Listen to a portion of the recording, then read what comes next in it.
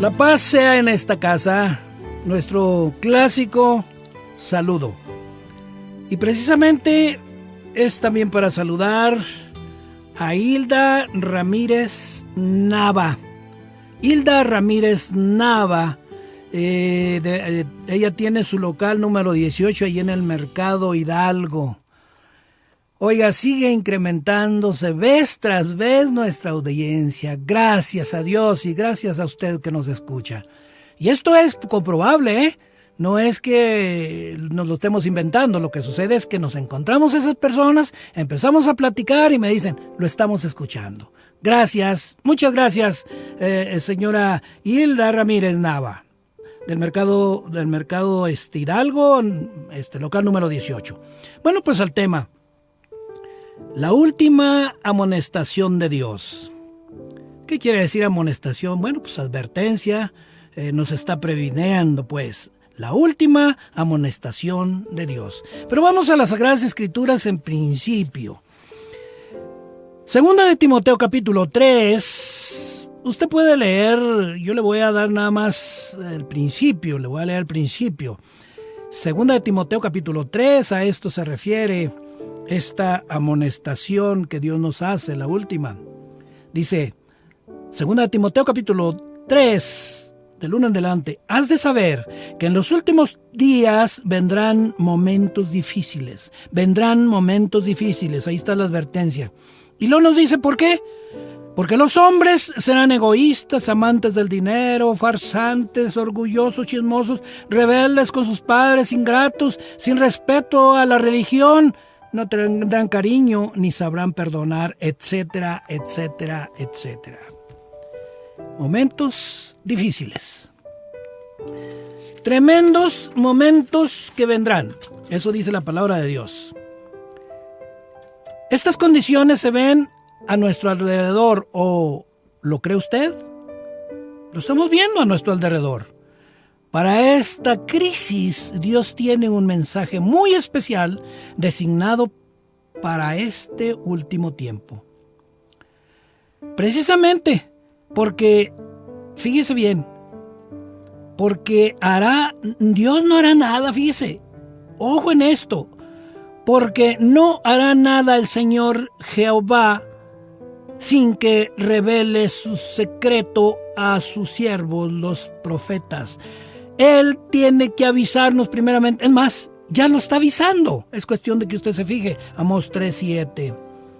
Y un ejemplo de advertencia que ya se dio en otros tiempos es el siguiente. Antes de destruir al mundo mediante el diluvio, Dios envió un mensaje de amonestación a los antediluvianos por medio de Noé. Génesis capítulo 6. Ángeles del cielo vinieron a amonestar a Lot y a su familia a salir de Sodoma. A Egipto Dios le envió la amonestación mediante Moisés y las plagas que cayeron sobre ese país. Esas fueron amonestaciones y advertencias. Jonás fue enviado a amonestar a los habitantes de Nínive antes de su destrucción.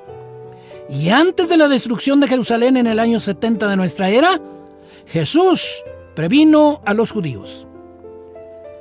Dios tiene un mensaje especial para nuestros tiempos. Es el mensaje que se halla en Apocalipsis 14, del 6 al 12. Léalo, mi querido amigo. Apocalipsis 14, del 6 al 12. Bien, y es el siguiente. Dice, vi a otro ángeles volar por en medio del cielo. ¿Y ese ángel qué? Traía el evangelio eterno para predicarlo a toda nación, a toda la tierra, y a toda lengua y a todo pueblo. Apocalipsis 14:6. Es el mensaje que se predique el evangelio eterno, el auténtico, el genuino. Porque no hay otro, bueno, hay otros que hacen los hombres, pero usted vaya a las Sagradas Escrituras, cualquiera Biblia que tenga. Este término, el evangelio eterno, señala el mismo evangelio incambiable. Ese evangelio está presentado a Adán, o fue presentado a Adán, a Abraham, a José, a Daniel, a Pedro y a Pablo. Es la eterna buena noticia de que Cristo es nuestro Salvador. Es el mensaje centrado en Cristo, que destaca que Él es el portador de nuestros pecados o de nuestro pecado, y es nuestro sumo sacerdote y también es nuestro diario pan de vida, nuestro único subrayo Salvador.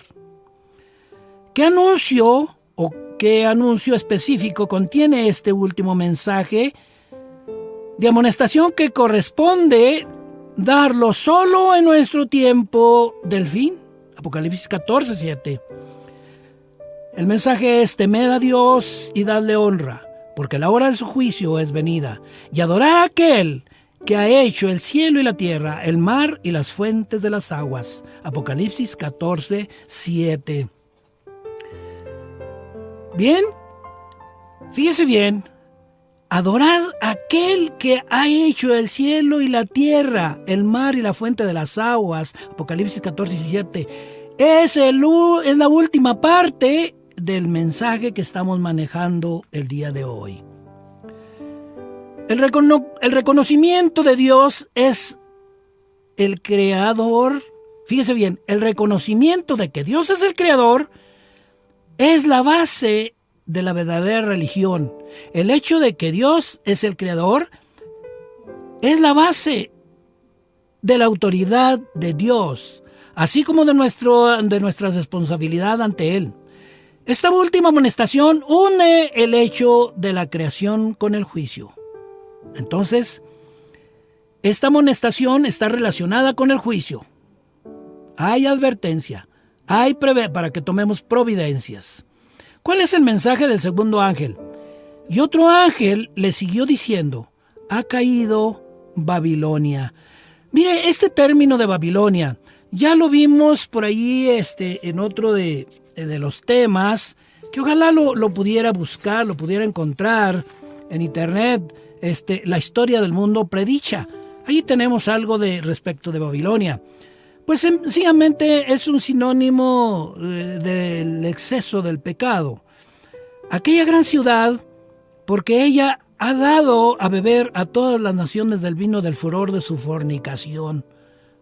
¿Lo entiende usted? Bueno, está hablando en la antigüedad, hace 2500 años aproximadamente. Pero hoy estamos viviendo peor que en esos tiempos. Y lea lo que le acabo de mencionar de 2 Timoteo capítulo 3 en delante. Bien, entonces están compartiendo el vino del furor de la fornicación con toda la humanidad. La corrupción, etcétera, etcétera, etcétera, etcétera. Babilonia es un término que simboliza, fíjese bien, la apostasía religiosa. O sea, que se opone a Cristo. ¿Sí? ¿Entendemos? Que se opone a Cristo y a su pueblo. Al hablar de apostasía religiosa, nos está diciendo que es una cuestión que se opone a Cristo y a su pueblo. O sea, al pueblo de Israel o a nosotros en la actualidad, al pueblo actual, al remanente. Especialmente en la fase final del milenario conflicto entre el bien y el mal. Muchos de los hijos de Dios se hallan aún en Babilonia. ¿Usted cree eso? Claro, se hallan en los excesos del pecado. Muchos, dice, muchos de los hijos de Dios se hallan aún en Babilonia. No en Irak, no, en el pecado, en el exceso del pecado. En estos últimos días, Dios los está llamando para que se coloquen del lado de la verdad de Dios. El pueblo de Dios guardará los mandamientos de Dios. Los mandamientos de Dios que se encuentran en Éxodo capítulo 20, versículo del 1 al 17. No los apócrifos o falsos que se encuentran ahí descritos en el Catecismo de la Iglesia Católica, página 552 y 553. Véalos, ahí están las dos listas. de los mandamientos de Dios y los mandamientos apócrifos. Bueno, véalo. Esa es la discriminación, esa es la distinción. Los que guardan los mandamientos de Dios y los que guardan los mandamientos falsos. ¿Contra qué amonesta el tercer ángel? Y el tercer ángel lo siguió diciendo: si alguno adora a la bestia y a su imagen, y toma la señal en su frente o en su mano, este también beberá del vino de la ira de Dios. Cuando hablamos de la bestia, esto significa la corrupción, el pecado, a eso se está refiriendo. Entonces, están bebiendo del vino de la ira de Dios. Están haciendo enojar a Dios.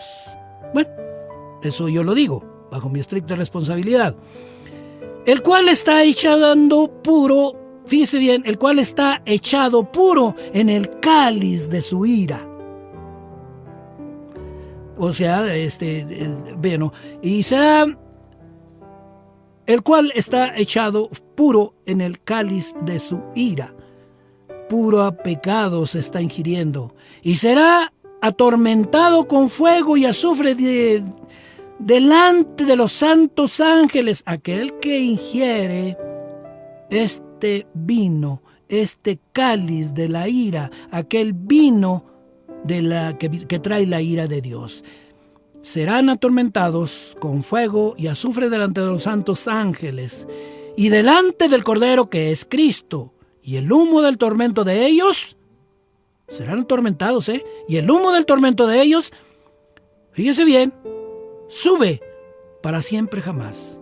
Y los que adoran a la bestia y a su imagen no tienen reposo día ni noche.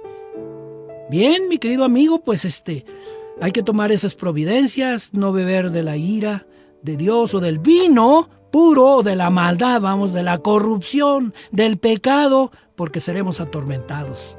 Son las advertencias que hay que adorar a aquel que hizo el cielo y la tierra y el mar y las fuentes de las aguas que le estamos mencionando. Esa es la última parte del mensaje. Este mensaje, fíjese bien, una explicación más. Este mensaje amonesta contra adorar a la bestia, el poder que se opone a Dios. ¿Qué se opone a Dios? Pues el pecado, la maldad, y pues nosotros mismos, porque el pecado, pues no lo vemos, es subjetivo, pero se representa, o somos nosotros el pecado. Entonces, este mensaje amonesta contra adorar a la bestia, o sea, el poder que se opone a Dios, y contra la adoración de su imagen y de su marca. Bueno, pues quedamos marcados cuando andamos en una cosa o en la otra de pecado. El siguiente verso del 12, o sea, el 12, exalta a la verdadera iglesia de Dios. Ya lo tratamos en otra ocasión. ¿Cuál es la verdadera iglesia de Dios? En contraste a los que adoran a la bestia. O sea, los que guardan los mandamientos de Dios, ahí están los verdaderos hijos de Dios. Los que practican los mandamientos de hombres, pues se oponen a Dios. Bien, aquí está la paciencia de los santos, aquí están los que guardan los mandamientos de Dios. Ahí está otra característica, otro elemento para poder distinguir la iglesia verdadera y los hijos de Dios, que guardan los mandamientos de Dios y la fe de Jesús. Lo podemos ver nosotros los mandamientos son los de Éxodo, capítulo 20, del 1 al 17. Insisto demasiado con el afán de que usted lea, de que usted se grabe los versículos, las citas y tenga conocimiento preciso, exacto, y no se deje engañar, porque ya ahorita, cuidado, estamos viviendo momentos, ¿qué dijo la Biblia, la palabra de Dios? Difíciles. Bien, la cuestión en último conflicto es clara. Se nos llama a decidir entre seguir a Dios o al hombre. Aquí nada más hay dos opciones. ¿Seguimos los mandamientos de Dios o seguimos los mandamientos de los hombres? Si seguimos los mandamientos de Dios, nuestra adoración es efectiva. Pero si seguimos los mandamientos de los hombres, nuestra adoración a Dios es en vano, es mentirosa. Y lo puede usted ver en Marcos capítulo 7, versículo 7.